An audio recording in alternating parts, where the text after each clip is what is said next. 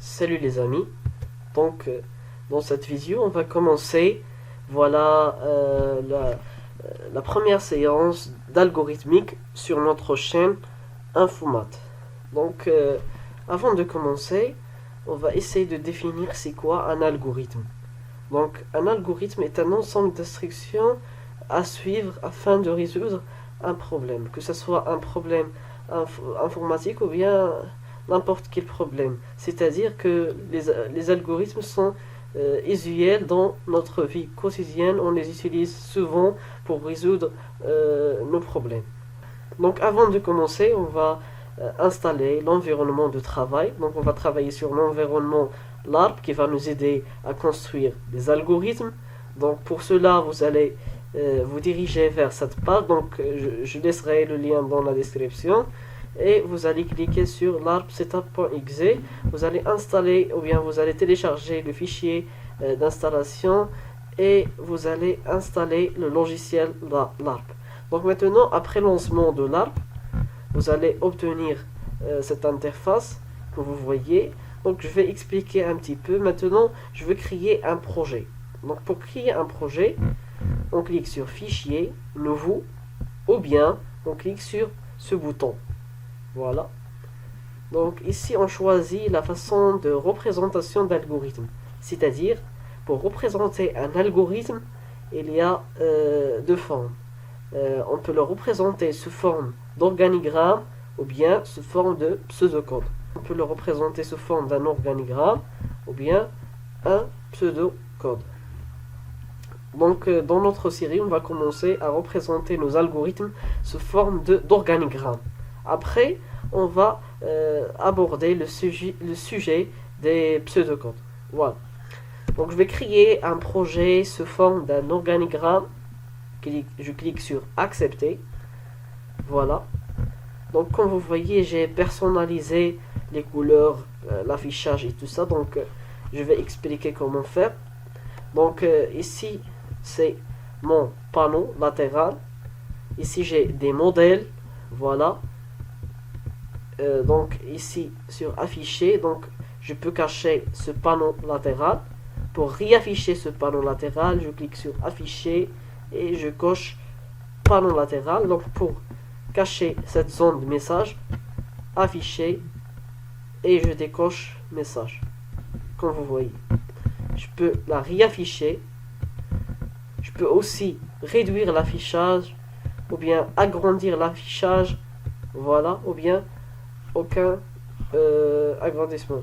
Maintenant, je vais expliquer un petit peu comment modifier les couleurs. Donc vous allez cliquer sur option couleur. Vous allez cliquer sur éditeur. Vous allez choisir édition d'organigramme.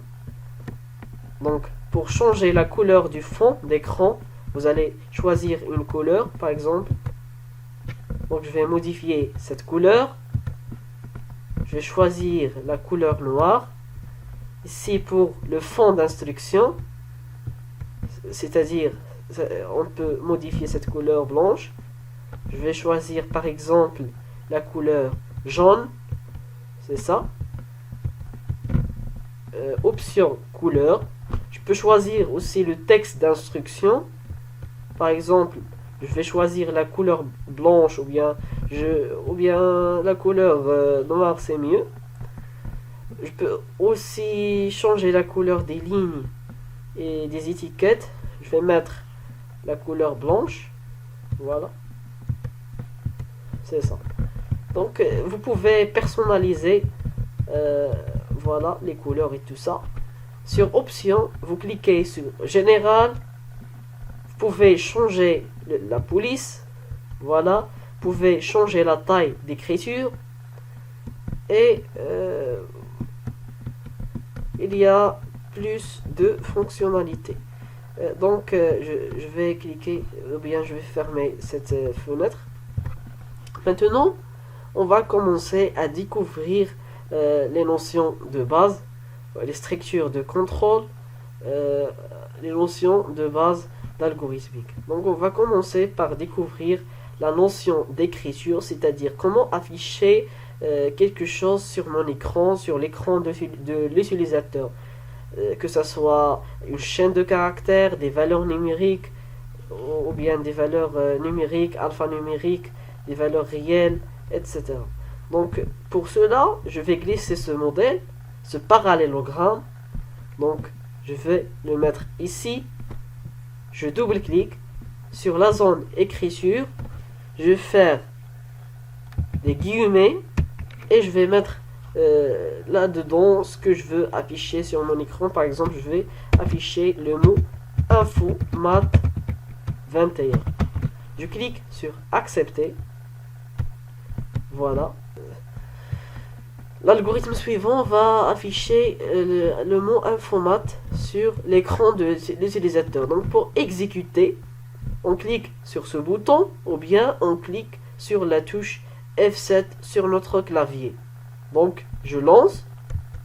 Vous voyez ici que le mot Infomat est bien affiché. C'est ça. Donc par exemple, je vais afficher, donc ici j'ai affiché une chaîne de caractères.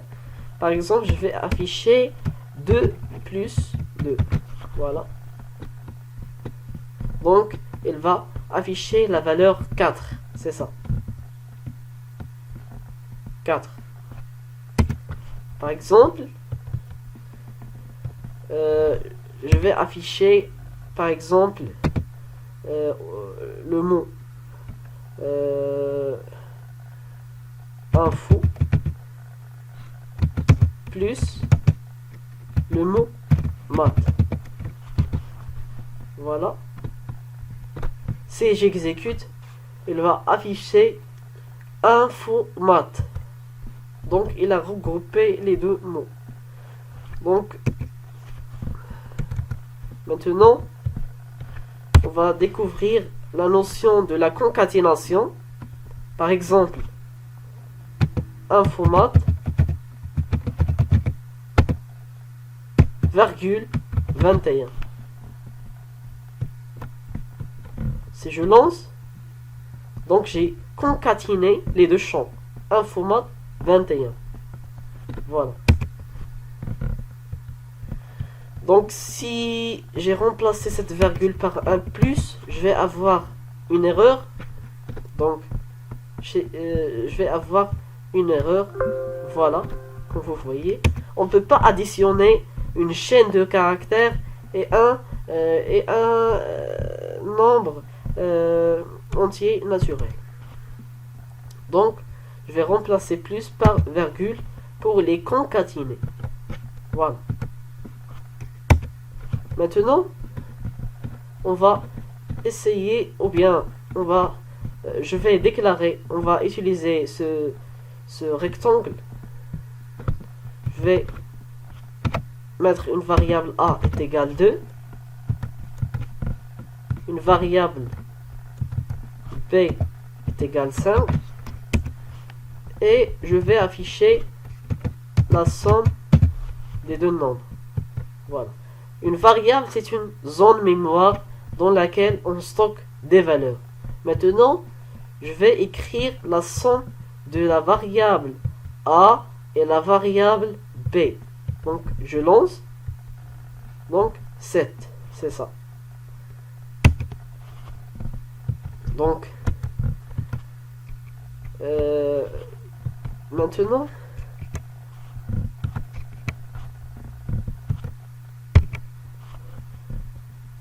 on va aborder la notion de la lecture. Donc, qu'est-ce que ça veut dire la lecture? La lecture, c'est le fait de recevoir des valeurs à partir de l'utilisateur. Donc, pour cela, donc je vais, par exemple, double-cliquer ici, écrire, donner votre nom. Je clique sur accepter. Donc, je vais afficher sur l'écran la phrase donnez votre nom. Ou bien donnez votre prénom. c'est ça.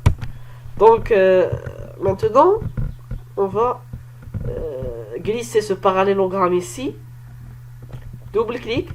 Maintenant, je vais travailler sur cette zone lecture. C'est pas la zone écriture. Ici, je stocke la valeur donnée par l'utilisateur dans un variable nommé prénom.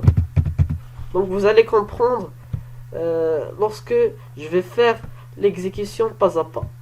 Maintenant, je vais afficher sur l'écran votre nom,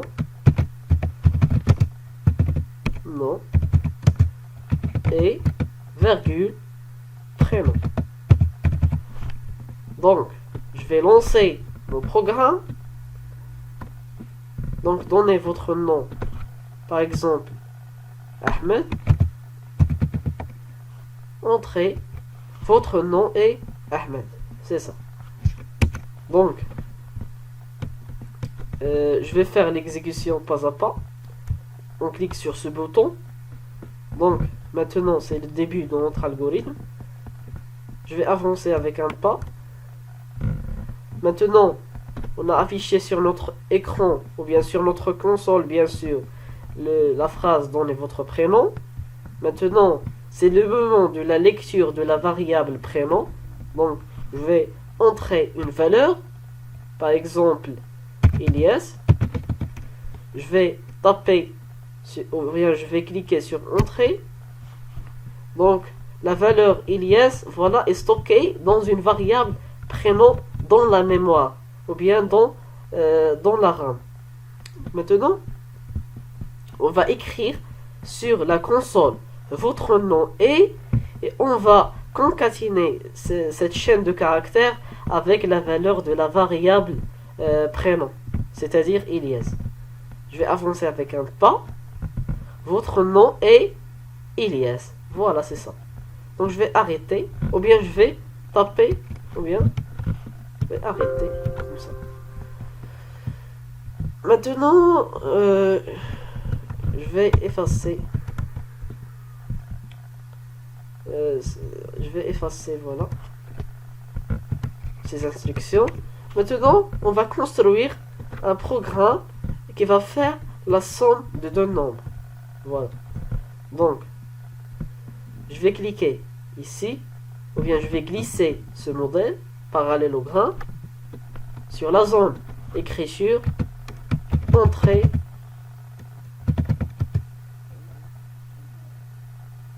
le nombre 1. Voilà. Maintenant, je vais faire la lecture, donc c'est-à-dire je vais stocker la valeur donnée par l'utilisateur dans une variable nommée N1. Donc je vais faire un copier-coller, copier, coller, copier, coller. On va faire la lecture de N2. Je vais faire l'exécution pas à pas pour comprendre. Donc c'est le début de mon algorithme. Donc je vais afficher sur la console entrer le nombre 1. Maintenant la lecture de N1. Donc je vais entrer une valeur. Par exemple 2. Donc voilà, la valeur 2 est stockée dans une variable N1 dans la mémoire. Maintenant, je vais afficher sur ma console entrer le nombre 1, ou bien je vais modifier je vais mettre ici le nombre 2 et je relance. Je vais faire par exemple 12. Maintenant, je vais afficher sur ma console entrer le nombre 2. Ensuite, c'est le moment de lecture de N2. Je vais mettre la valeur, par exemple, 3.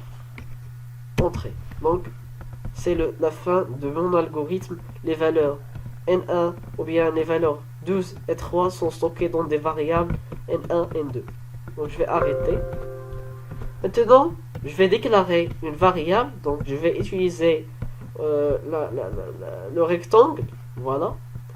Donc, je vais mettre une variable somme est égale n1 plus n2. C'est ça. Maintenant, je vais afficher sur l'écran de l'utilisateur, par exemple, la somme des deux nombres et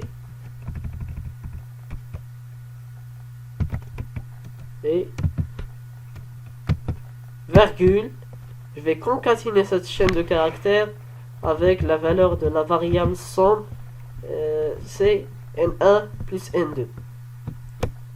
Voilà, donc je vais lancer. Entrez le nombre 1, 13. Entrez le nombre 2, 10. La somme des deux nombres est 23. Voilà. Donc, je vais cliquer sur exécution pas à pas. Le début, je vais afficher sur ma console entrer le nombre 1. Maintenant, c'est le moment de lecture de N1. Donc, je vais donner la valeur 12. Voilà. Maintenant, la valeur 12 est stockée dans une variable N1. Maintenant, je vais écrire entrer le nombre 2. Le moment de lecture de N2. Je vais la donner la valeur, par exemple, 9. Entrée. Maintenant, j'ai les deux valeurs stockées dans des variables N1 et N2. Je vais avancer avec un pas, c'est-à-dire je vais affecter la somme des deux nombres dans la variable somme. Donc je vais avancer avec un pas. Comme vous remarquez ici, somme porte, la variable somme porte la valeur 22, c'est exactement 12 plus 9. C'est la somme des deux valeurs des deux variables N1 et N2. Maintenant, je vais afficher sur l'écran de mon utilisateur la somme des deux nombres et je vais la concaténer cette chaîne de caractères avec la valeur de la variable somme. Donc, je vais avancer avec un pas. La somme des deux nombres est 21. C'est ça. Maintenant, c'est la fin de mon algorithme. Voilà.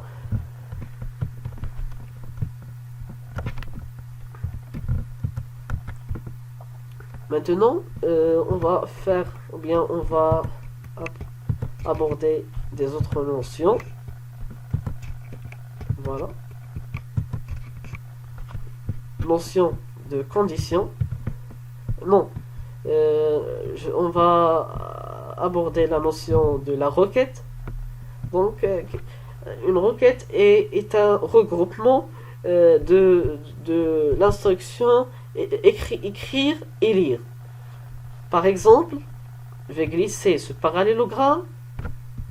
Je vais construire un programme, voilà, ou bien un algorithme qui fait la somme des deux nombres en utilisant les requêtes. Donc je vais glisser ce parallélogramme, double-clic, donc je vais afficher à mon utilisateur, par exemple, ou bien entrez votre nom, entrez votre nom, ou bien entrez votre prénom,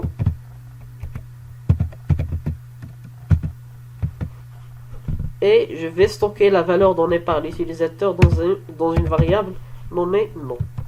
Ensuite, je vais afficher sur mon écran votre nom et je vais concaténer cette chaîne de caractères avec la valeur de la variable nom. Donc, je vais faire l'exécution pas à pas. Maintenant, c'est le moment de requête.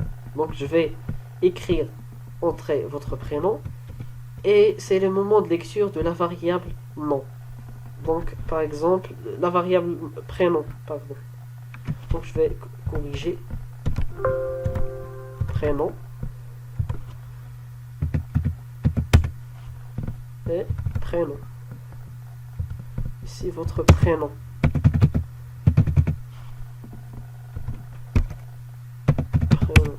Voilà, je lance. entrez votre prénom, Ilyes, entrez votre prénom et Ilyes, c'est ça. Donc, l'instruction requête est un regroupement de l'instruction lire et écrire. Maintenant, je vais faire le deuxième exemple avec les requêtes. C'est la somme des deux nombres en utilisant les requêtes. Donc, je vais glisser ce parallélogramme. Entrez le premier nombre, entrez le nombre 1 au nombre 1, c'est ça, et je vais stocker la valeur donnée par l'utilisateur dans une variable nommée N1. Je vais faire un copier-coller, N2, entrée. Maintenant, je vais afficher sur mon écran la somme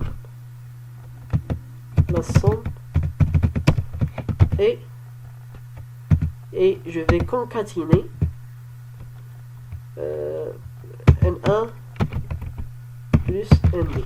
Voilà. La somme est, et je concatine cette chaîne de caractères avec la somme des deux nombres. Je lance. Entrez le nombre 1, 23. Entrez le nombre 2, 20. La somme est 43. Voilà.